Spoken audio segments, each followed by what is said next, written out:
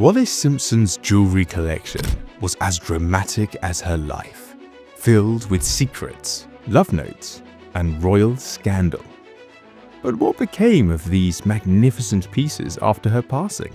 Did her jewels carry a hidden legacy, whispering untold truths about her relationship with Edward VIII? But what if her collection held even darker secrets? In 1987, historians and journalists uncovered a chilling possibility. Some of her most exquisite jewels may have been gifts from high-ranking figures of Nazi Germany.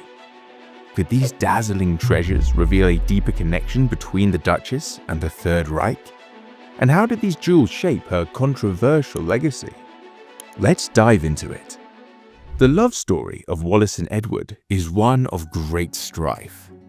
Over their relationship, Edward bestows numerous incredible gifts upon Wallis, creating one of the most famous jewelry collections of all time.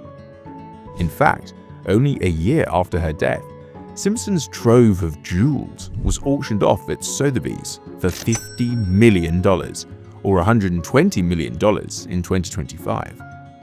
The sale of such historically significant items indeed sparked interest and controversy, as many believed these jewels were part of British history and culture, but more on that a bit later. You may wonder, how did the Duke of Windsor afford such extraordinary jewels? Despite having no official job after his abdication in 1936, Edward VIII, later known as the Duke of Windsor, maintained a lavish lifestyle through multiple financial sources. His primary income came from a generous settlement arranged by his brother, King George VI, who provided him with a lump sum and an annual allowance in exchange for renouncing any claims to the Duchy of Cornwall's revenues. Additionally, Edward had inherited significant personal wealth from his father, King George V. His wife, Wallis Simpson, played a crucial role in their extravagant lifestyle, as she received lavish gifts from aristocrats, socialites, and even royal admirers. But beyond the luxurious gifts and grand displays of wealth, one jewel carried a deeper significance: the ring that marked the beginning of their extraordinary love story. Engagement ring. Even celebrity couples in love were no match for this royal couple in love. They married in a private ceremony on the 3rd of June 1937 in France. Prince Edward proposed with a 19.77 carat emerald ring, despite the fact that her affair with a king-to-be prompted him to abdicate the British throne. "We are ours now, 27x36, which is etched on the ring, signifies their engagement date, which was October 27, 1936. To commemorate their 20th wedding anniversary, Wallis had Cartier remount the ring in an opulent gold and platinum design that mirrored the extravagant mid-century fashions. Yet, for all the love and luxury embedded in her jewels, whispers of a darker origin had followed certain pieces in her collection. Wallis Simpson and the Duke of Windsor's connections to Nazi Germany have long been a subject of controversy, and her jewelry collection only deepened the intrigue. Some historians believe that high-ranking Nazi officials may have gifted her certain pieces, possibly as tokens of goodwill or political influence. The speculation intensified due to the couple's notorious visit to Germany in 1937, where they met Adolf Hitler and appeared to receive warm hospitality. However, no concrete evidence has ever confirmed that Wallis received jewelry directly from Nazi officials. Many of her most famous pieces were commissioned from Cartier and Van Cleef & Arpels, often as gifts from Edward VIII. Still, the possibility of hidden political gifts adds a layer of mystery to her already scandalous legacy. Do you think the Nazis really gifted jewelry to Wallis Simpson, or is this just historical speculation? Speculative or not, there is no denying that Wallis Simpson had an extraordinary collection of jewelry. Among her hallmark pieces was the Cartier Flamingo brooch. The brooch was commissioned in 1940. At the time, the Duke and Duchess of Windsor were living in exile, their royal pasts shadowing their lives.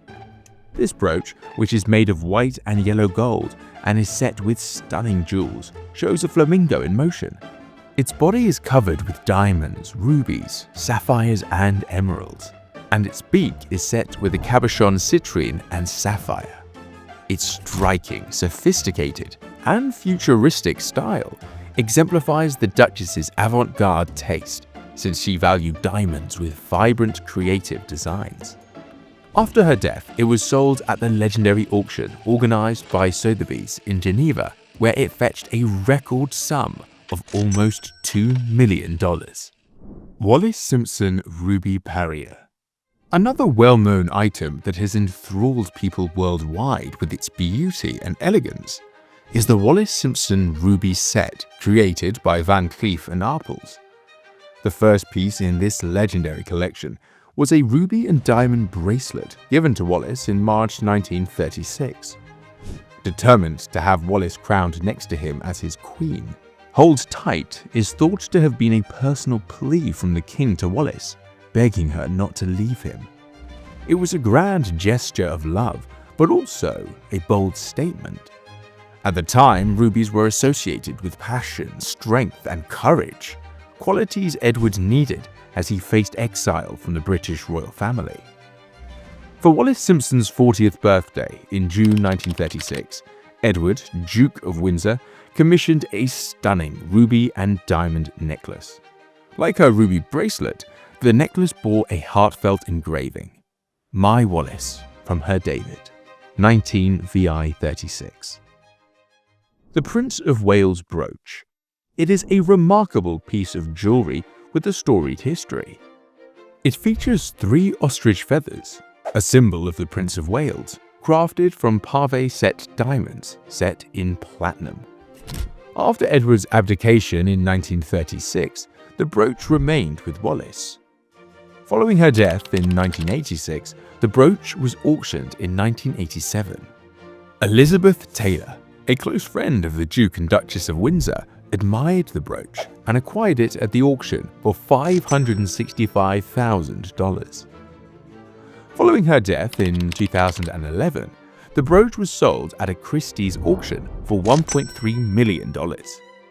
Today, the brooch's whereabouts remain private, adding an air of mystery to its already fascinating history. Panther bracelet. Among the gems in Wallis Simpson's collection is a Cartier gold and diamond bracelet. This exquisite piece of jewelry was made in Paris in 1952. It has a stunning panther design embellished with onyx, emeralds, and diamonds. To this day, the bracelet boasts the world record for the most expensive bracelet ever sold at auction, $8 million, and it was even rumored at the time that the buyer was Madonna.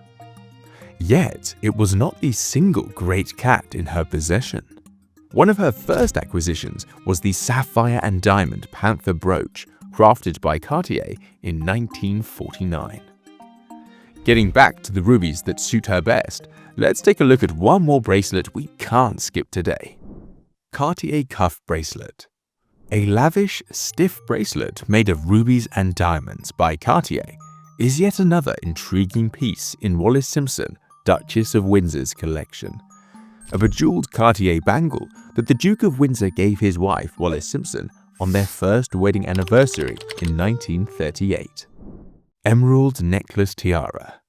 Edward, in 1949, ordered from Cartier a necklace that was adorned with diamonds and studded with emeralds. The necklace's clever design allowed it to be used as a headpiece as well. The necklace foundation was made of emerald beads, which were topped with tall, double diamond arches. The Duchess of Windsor wore this tiara-shaped diamond only a few times.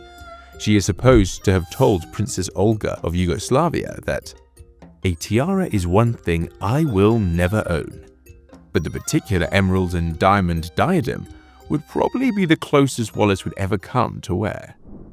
Emerald Necklace. Let's get back to emeralds once more. A stunning necklace with 5 pear-shaped clusters was made for the Duchess of Windsor in 1960 by Cartier. The necklace included a gorgeous 48.95 carat pear-shaped emerald that was purchased from Harry Winston that year and could be worn as a brooch. This exceptional stone was rumored to have once belonged to King Alfonso XIII of Spain, who sold it following his exile after the fall of the monarchy in 1931. Such extraordinary pieces, including the famed emerald necklace, became part of a historic auction years later.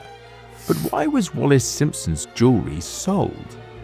Unlike the British crown jewels, which are passed from monarch to monarch, Wallis's collection was private property, gifts from her husband, the Duke of Windsor, and personally commissioned pieces. When Wallis Simpson passed away in 1986 at the age of 89, she left behind an extraordinary collection of jewels, but no direct heirs to inherit them. According to her will, the jewels were to be sold at auction and the proceeds donated to charity. The collection fetched over $15 million, equivalent to over $120 million today. This sum was donated to the Pasteur Institute, funding AIDS and infectious disease research. Theoretically, members of the British royal family could have bid on Wallis Simpson's jewelry at the 1987 Sotheby's auction and reclaimed some of the pieces. However, this did not happen. The British royal family never fully accepted Wallis and maintained minimal contact with the couple. Given these strained relations, it was highly unlikely that the crown would claim her jewelry after her death. Yet, even decades after Wallis Simpson's passing, the question lingers. Were these jewels a reflection of Edward's undying love, or do they hold secrets that history has yet to uncover? If these stones could speak, what tales would they tell? What do you think? Were these jewels simply extravagant gifts, or do they hold hidden truths about a woman who defied the monarchy for love? Please share your thoughts with us. Like, subscribe, and see you in the following video.